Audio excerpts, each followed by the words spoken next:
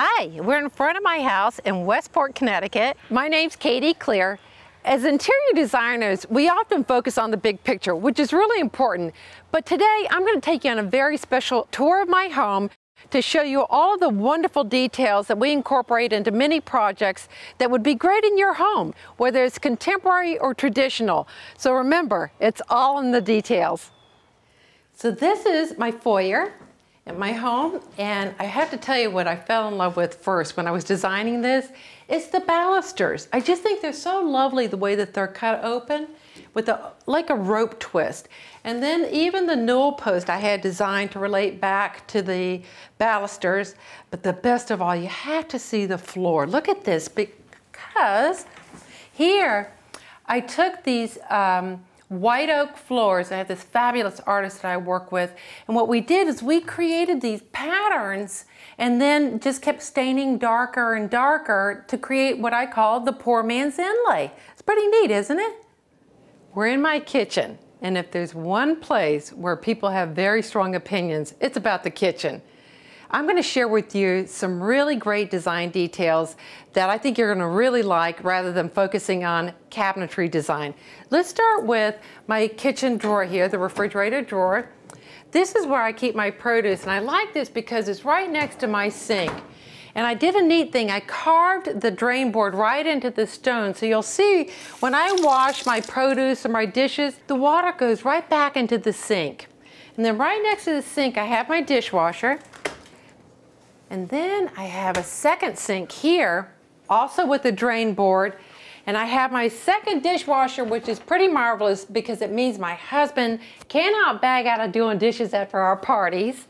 Moving down a little bit further, I have the ice machine, very important for those parties. And best of all, I have my warming drawer because when I've cooked for a few days, believe me, I want everything perfect. So when I'm done with the party, I just use it as my bread drawer. There's a difference between a patio with a grill and an outdoor kitchen. Let me show you this kitchen here. We designed it so that you have a bar area to sit at, the nice Viking grill, and we have a sink built in. And then I even put in a granite countertop and drawers. So this really functions beautifully as a summertime outdoor kitchen area. When I'm entertaining, I want to make sure that nothing gets between me and the view of my guests. So I selected this umbrella in my design so that it is supported off to the side here instead of through the center of my table. And the best part, I can move this with one hand in order to keep up with the sunshine during the day. And it's also great for those small patio spaces where you just don't have a lot of room. We're in my living room, and I want to talk to you about those fabulous one-of-a-kind pieces of furniture that I so adore designing. There are two pieces here I'm going to talk to you about. Here is a coffee table where I made it from a tray that I found in an antique shop. I then had an artisan carve the base for me, and then another artisan faux painted the legs inside. This piece, the chair and the sofa, I found it in an antique shop, and this sofa, it actually had a bathtub sitting in it. Yes, a bathtub. So I had one artisan carve back on the pieces that were missing. Another artisan did the faux tortoiseshell on it. This way it keeps it modern and fresh looking.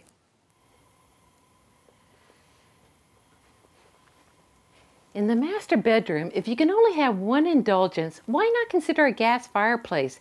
You don't have to carry the wood upstairs, and how fun that you can just turn it on with the flip of a switch. It's really great. An element of design that's really important to me is the ceiling. And one of the fun parts about new construction is you have that opportunity to raise the ceiling up. I love the idea of popping it up so that you end up having a room that's maybe not so big. It feels really big, and it adds an architectural interest. It gives it a great character. It's fun to custom design a bed. When I designed this bed, I have a wonderful artisan that I work with who really he took plywood and cut this fabulous shape out, and then he actually carved the fruit and the turn post for me. And then another great artisan that I work with, he did all the faux painting on this. How fun to think that you could have a one-of-a-kind bed for not a lot of money.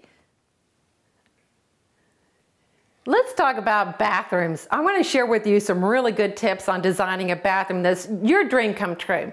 The most important thing is making sure you have lighting at your face level. For example, here on the tower, I always make sure that I have lighting right at face level, and I also do lighting up above. But a favorite thing of mine is having little doors and drawers for the toiletries, so you don't have to bend down to get underneath the sink. And when you build a tower down to the countertop, make sure you use a marble backsplash so that you don't have water damage on the wood. When you're selecting your stone or your tile, why don't you think about using a few different sizes and shapes and arranging them in different patterns, from the stacked here to mosaic with the etched pattern and then on to the diagonal. It makes it just more interesting.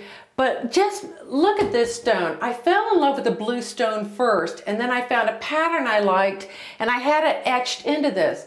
So when you're picking out stone, if you have a yellow that you love or a red or something, pick any color stone that you want and then pick the pattern. Maybe it's your monogram that you would put in there. I designed the stone layout for the floor to relate back to the shower stall. So check this out. I put the mosaic here, the etched blue stone here, the diagonal through this space, and then the blue diamond.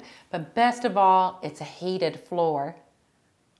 This is my toilet room, believe it or not. I just want to show you this tight shop because it's a great example of thinking outside the box when you're picking out a window. I actually found this panel in an antique shop in Martha's Vineyard, and when I designed the house, I made sure I could fit that, but I needed privacy in this toilet room for my neighbors. But I still wanted light in here, and I wanted a pretty window. And it's really great for creating that privacy, but it's still beautiful to look at. What do you think? Let's talk about mirrors. Never underestimate the magic of mirrors. We're in my master closet, and I've lined the sides of the closet and all of the doors with mirrors in order to make it look and feel bigger and brighter.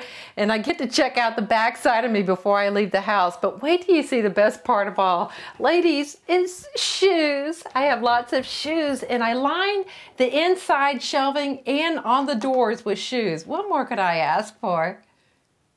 Now we're in a man's bathroom. You have to make sure that it's not cutesy. My husband would have a fit with that. So let's look at a few details that you can incorporate, and just keep in mind each piece needs to relate. Whatever happens on the cabinets needs to reflect back into the, for example, our medicine cabinet. So I went to a frame shop and I just bought a bamboo picture frame. I attached that to the medicine cabinet, bamboo wallpaper, and then the bamboo light fixture. And I also bought simple little bamboo pulls for the cabinets and a handmade bamboo accent tile for the bathroom floor. And then for the window, I wanted something different than your standard rectangular window, so I put in a diamond-shaped window. It just makes it a little more interesting architecturally. But best of all, wait till you see the shower. I'm in my husband's shower. There are two things I always design into a shower. One is the shelving for all of your shampoo products, and the other is a place to put up your legs for shaving. I know the cameraman's not thinking about that, but it's important to us girls. I hope you enjoyed the tour. There are many details that we shared with you that I think you can incorporate into your home, whether traditional or contemporary. This is Catherine Cleare, and remember, it's all in the details.